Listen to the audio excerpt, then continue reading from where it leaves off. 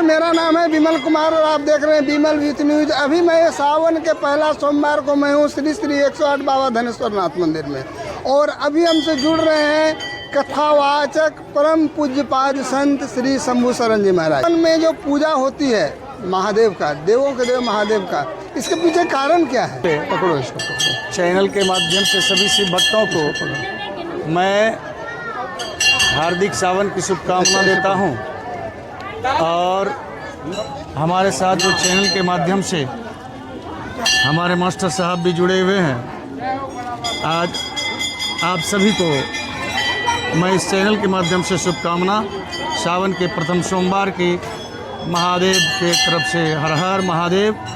सावन का प्रथम सोमवार और ये सावन, ये दोनों चीज़ है एक साथ में। तो इसमें बात क्या है कि इन्होंने प्रश्न किया था कि एक तो सावन, दूसरा सोमवार, इसमें जलार्पण करने का विशेष महत्व क्या है महादेव को, यही ना।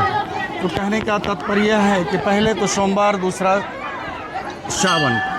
विशेष महत्व यही है कि महादेव, शिव पुराण में ऐसा वर्णन आता है जो कि वर्ष भर अगर भक्त अगर जलार्पण नहीं कर सकते, शिव दर्शन नहीं कर पाते हैं, तो आप सावन में पुराना आ करके आप महादेव का दर्शन कीजिए, जलार्पण कीजिए, क्योंकि भीड़ तो होती है। और इसमें भी महादेव को आप जलधारा प्रियो शिवा, जलधारा से भगवान भोलेनाथ प्रसन्न होते हैं। तीसरी बात, सावन एक महादेव के लिए विशेष मास बनाया गया, हरियाली से भरी पूरी श्रावण मास होता है, और इसी में आकर के महादेव का हम दर्शन कर पाते हैं। खेती गृहस्थी सारे कार्य से चलते हुए भी हम सब काम को छोड़ करके महादेव का हम दर्शन कर पाते हैं आकर के। और ये सावन में सोमवार की विशेष महत्ता है। इसमें वर्ष भर में आप एक बार आकर के महादेव का दर्शन कर लें तो वर्ष भर की पूजा महादेव को स्वीकार हो जाती है।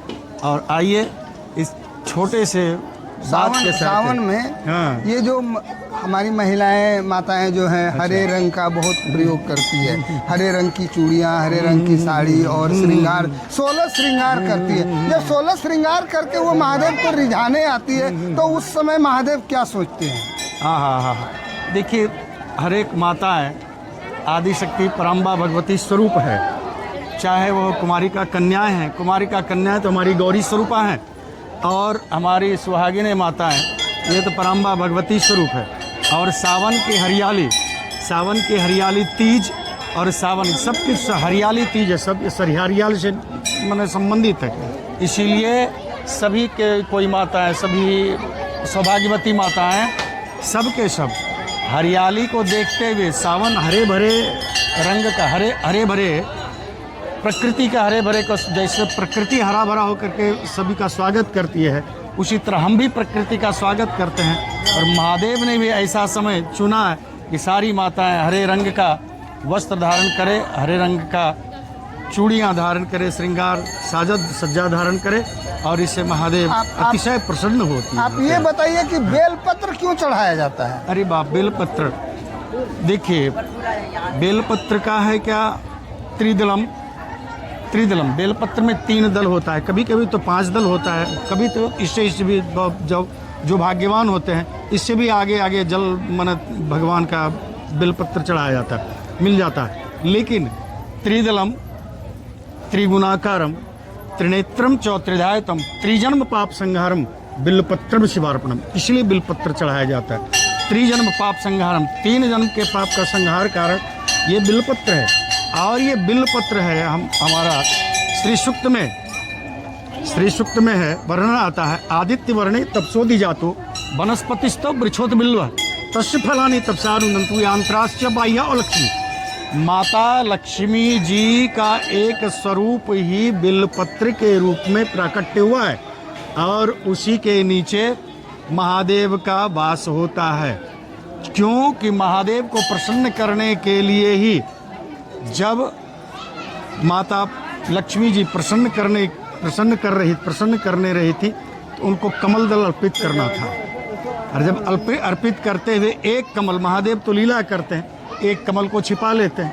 और उस समय अब क्या करें, तो माता लक्ष्मी जी कहती हैं कि हमारे प्रभु हमारे वक्षस्थल को कमल रूप दे देते हैं। कमल रूप कहते हैं, क्यों? वक्ष कमल, तो यह भी कमल ही हमारा है। तो माता ने अपनी वक्षस्थल को काट करके तत्क्षण महादेव को जैसे अर्पित किया है, उसी समय महादेव प्रसन्न हो गए और माता का तो भरा पूरा शरीर फिर पूरा हो जाता है। लेकिन वो वक्षस्थल जो है अलग जो फेंका गया है, रखा गया है, वह वक्षस्थल बिल्व के रूप में वह जन्म ले लेता है, प्राकट्य हो जाता है। इसका प्रमाण श्री सूक्त जो अभी मैंने कहा, आदित्य वर्णे तपसोदी या तो वनस्पतिस्तव वृक्षोद बिल्व तस्य फलानि तपसान, इसके फल और बिल्व को चढ़ाने से, बल फल को और पत्र को दोनों को चढ़ाने से, फल को चढ़ाने से तो दरिद्रता न, बेल के चढ़ाई से भंडार भर देते महादेव। अब पत्र जो होता है त्रिदलम त्रिगुणाकारम, तीनों गुना है, तीन है, त्रिगुणातीत है भगवान। इतना तो समय नहीं है चैनल के माध्यम से मैं प्रवचन करने लग जाऊँ।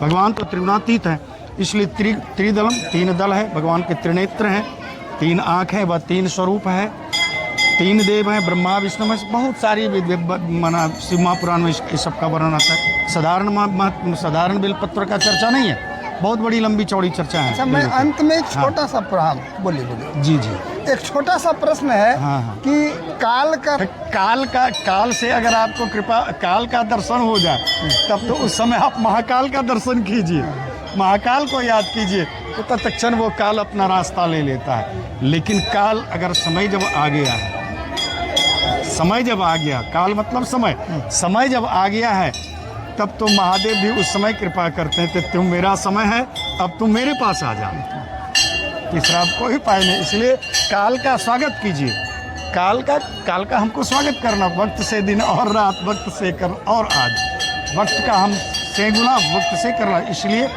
ज़्यादा समय नहीं लेते हुए महादेव का गुणगान में आपने देखा कि आपकी बेटी है, हमारी पुत्री है, पुत्री है। आप इसको बड़ी प्रेम से पूजा करा रहे थे। हाँ। और जब प्रेम से पूजा करा रहे थे उस समय आप क्या सोच रहे थे? हाँ। क्या सोचेंगे? क्या हम पिता पुत्री है और पिता हमारी सबसे छोटी पुत्री है, ये सबसे छोटी पुत्री है, तो इसको पूजा कराने के लिए हम तो कहे चलो महादेव की पूजा, चलो सुबह उठो महादेव को पूजा करो, और ये भी तैयार हो गए, चलो भगवती कृपा करें, महादेव कृपा करें इसके ऊपर। कीमती समय दे करके परम पूज्य पाद संत श्री शंभू शरण महाराज जी ने जो आज सावन के प्रथम सोमवारी को मेरे चैनल में समय दिया है, इनके लिए मैं कोटि बार इनको नमन करता हूँ, प्रणाम करता हूँ, धन्यवाद।